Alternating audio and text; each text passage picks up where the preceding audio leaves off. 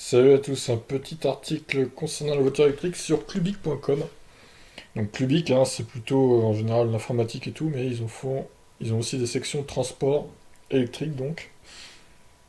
Voyez un peu ce qu'ils ont mis dans leur article. Alors donc, combien coûte une voiture électrique à la recharge? La voiture électrique est touchée par les préjugés, notamment sur sa recharge et le manque de bornes publiques faisant peur aux clients lambda. Il faut savoir que 90% des charges sont effectuées à domicile car le trajet moyen quotidien d'un conducteur est de 30 km. Au contraire donc d'un véhicule à essence, où l'œil est arrivé sur le tableau du prix de la station, l'automobiliste roulant dans une voiture à batterie doit se pencher sur le coût de son électricité. Alors, l'autonomie annoncée par les constructeurs est théorique, comme pour les thermiques, elle est mesurée lors d'un cycle d'homologation dit WLTP plus réaliste que l'ancien NEDC. Ça, c'est sûr, c'est beaucoup plus réaliste. Pour réduire le coût de votre budget d'électricité, il faut donc surveiller la consommation de la voiture électrique, exprimée donc en kWh au 100, donne la capacité de batterie perdue tous les 100 km. C'est ça, ouais, c'est bien résumé. Si vous achetez ou louez une voiture électrique à batterie de 60 kWh associée à une consommation de 20 kWh au 100, l'autonomie est donc de 300 km. Voilà, ça c'est les bases, hein. Comme en thermique, l'appétit en énergie varie selon le type de véhicule et l'efficience des moteurs. Une Smart Fortwo EQ consomme environ 14,5 kWh au 100 et un Audi e-tron 24 kWh au 100. Alors l'Audi e-tron 24, ouais, c'est minimum, hein, ça je pense, hein. Alors, le SUV allemand coûtera 65% de plus cher en énergie sur la même distance. Rappelons également que les voitures électriques sont plus sensibles au style de conduite du fait de la régénération en freinage et décélération. Un roulage majoritairement sur autoroute verra votre consommation bondir, alors qu'elle restera inférieure à la théorie si vous maniez avec douceur la pédale de droite. C'est clair. Sur autoroute, ça défile, hein. Donc là, on nous parle de l'abonnement. Après, voilà, moi, personnellement, j'ai pas changé mon abonnement, hein. Je charge à 2,3 kW chez moi. Alors là, on a des exemples de voitures électriques. Donc Zoé, 41 kWh de batterie, près une charge à 80% en heure pleine, 4,92. Alors c'est dommage qu'ils aient pris 80% seulement. Pourquoi pas 100%? 4,26€ en heure creuse. Consommation électrique moyenne 17,5 kWh au 100.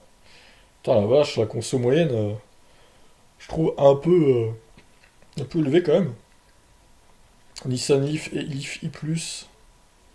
Donc là, on a les différentes capacités de batterie, c'est bien, ils ont détaillé les deux modèles. Donc un budget annuel en électricité 245 € pour 10 000 km. Du coup, la Leaf et Leaf i+. Alors la Leaf i+, consommerait moins que la Leaf normale. Ça m'étonne un peu. Surtout de 2 kWh au 100. On ne sait pas vraiment d'où sortent ces chiffres. J'ai quelques doutes personnellement. Alors la modèle 3, elle est donnée pour 15 kWh au 100, du coup, budget annuel de 110 € d'électricité. Très bien. Kia Niro, les deux modèles. Alors ouais, les deux modèles sont détaillés du coup. Il n'y a pas le Kona dans leur exemple, du coup. Dommage. Alors après, le Kona, on peut dire que c'est le Niro, quoi. C'est quasiment pareil, à quelques à quelques dixièmes de kilowattheure près. Du coup, on finit avec la i3, qui est donnée à 16,6 kWh au 100 dans leur exemple, donc c'est la modèle 3 qui consomme le moins. Comment recharger hors domicile? Bon, après, voilà, les articles.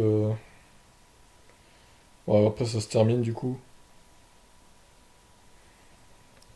Une fois hors de chez soi, finit l'aventure, puisqu'en avril 2019, près de 26 000 bornes publiques sont disponibles dans toute la France. Elles sont réparties dans les espaces commerciaux ou en parking, mais surtout à plus de 50% sur des lieux publics. C'est vrai. Après, voilà, on rappelle quand même que ces bornes, c'est plutôt des bornes pro-Zoé. Malheureusement, on peut pas les exploiter à fond avec les autres voitures, hormis des Zoé. Et on se fait un peu avoir à cause de la tarification autant, qui du coup fait monter les euros, alors que finalement on consomme pas beaucoup de kilowattheures, vu que le chargeur interne des voitures est bridé, plus que celui des Zoé du coup. Mais bon, c'est pas pour ça que les Zoé sont meilleurs, hein. Voilà, bon, bah, un article plutôt intéressant, je trouve. Ça rappelle les bases, on va dire. Ça cite quelques exemples de voitures électriques avec plusieurs modèles en concurrence. Donc voilà, si vous y connaissez rien en recharge, bah, ça peut être un article intéressant. Sur ce, je vous laisse. Ciao.